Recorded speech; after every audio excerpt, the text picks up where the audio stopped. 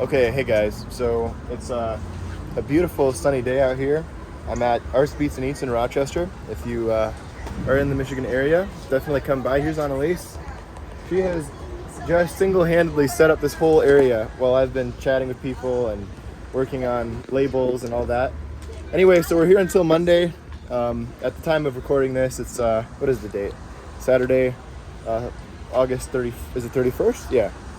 And it's morning here. I don't know if I said that already, but what I wanted to talk about a little bit is setting up an art show booth. And I wanted to give you a few tips.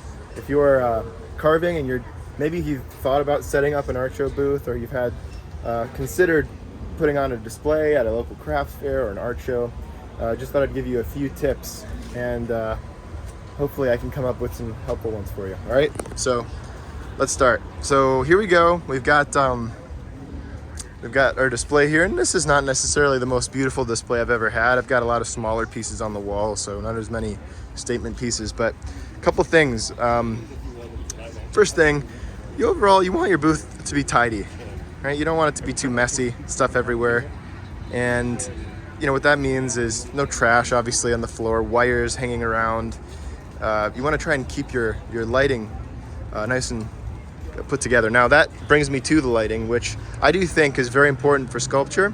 If you can control the light, the shadows, it will do a lot to improve the value or the perceived value of the carving. It really makes it look more intense and interesting, especially in overcast light. It's harder to tell here with the lighting situation that we have. The other thing I like to do is give them breathing room.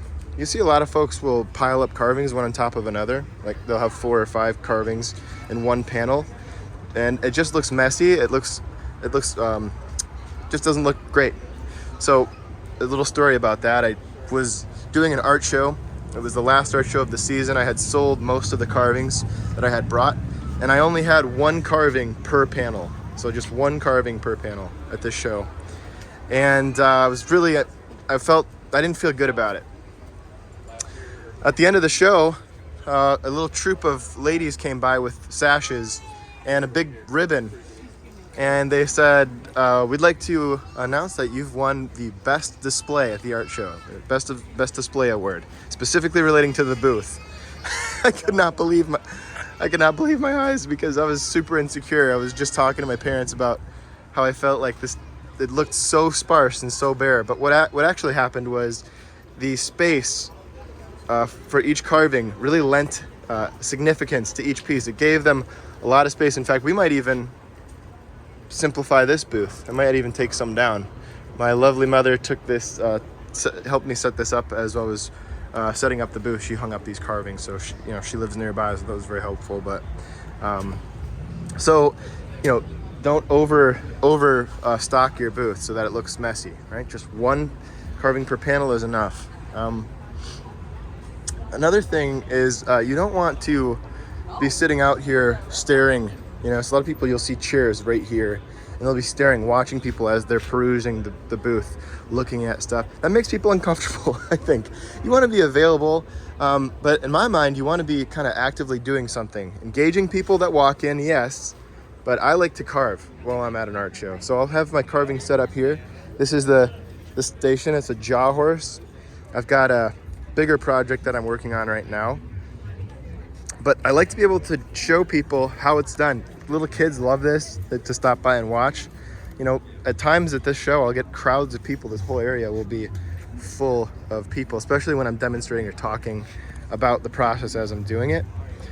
So I like to carve at the show, and I do recommend, if you're doing a show and you're a painter or you're an artist of some kind, that you do kind of do your demonstrations, your paintings, your whatever art form. If you can, do it at the show. That's my suggestion. Okay, another thing. Notice big carving in the back there. I like to have a large carving or 2 to draw people into the booth, right? And that really effectively gets people from the street, because the hardest thing is to get people from the street into the booth, right? So you want to be able to do that. Have big pieces, at least a couple of big pieces in the back to draw people in. And you do want to have those larger, higher price point pieces just to, again, to get the audience engaged, and to see that The larger pieces have more value and the smaller ones have less. Hey guys, how are you? So that said, sunshade, super important. I like to have a nice umbrella here. Thank you very much. I am, yeah. Oh my God, it's amazing. Thank you very much. I'm gonna be carving here in a few minutes. I'm just doing a quick video on creating an art show booth. So there's a lot of different woods. I've got cottonwood on the walls here, cottonwood bark. This is from Montana, most of it. We've got birch, Michigan birch. We've got cedars, different cedars, a couple of cedars, pine. This here is juniper on the ground, the big red guy. Yeah, Red tone wood. Wow. That's juniper? That's juniper, yeah. That's There was a juniper tree. And there was a juniper.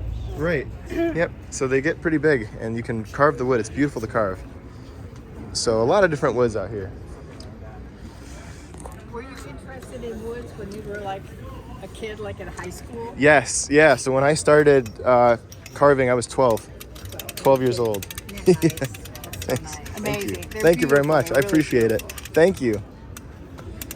Okay, so let's crank this up. So getting out of the sun is gonna really make your life a lot better. Right, yeah. Stay cool, guys. Okay, you too. So I have this set up. That makes a huge difference. It's a little harder to see the carving, but it's worth it. All right, so I mean, I could go on about this for hours, but having good lighting, a variety of pieces, different theme styles, and then having cohesive themes. I try to keep things relatively cohesive, like stylized carvings together, floral stuff together. I like to do that. It's kind of like a series in one category. Having those bigger pieces to draw people in. And that's, I could go on and on about the types of things that I consider. Obviously we have, take you around the back end, behind the curtains. I've got a cooler here. This is a new thing to us, but it's a little mini refrigerator. So that keeps all of our food cold. Our drinks are in here. We have a drink area. Look at this, how fancy this is. We've got a nice cooler, and then we've got this big vat of water. This is like, what is this, 20 liters, something like that, 30 liters. Tons of water there. So we've got that going. And we've got our snack bin back there. So tons of snacks, all consolidated, organized, all in one spot. Extra inventory and storage, packaging in here, just a little cheap Sterilite bin with different, organization, all sorts of things related to the art show. Pens and forms and packaging for the carvings, baby wipes to wipe whatever needed. And that's that. So I hope that this helped. Hope you guys enjoyed. And we'll see you guys in the next one. Bye. I'm gonna get to work.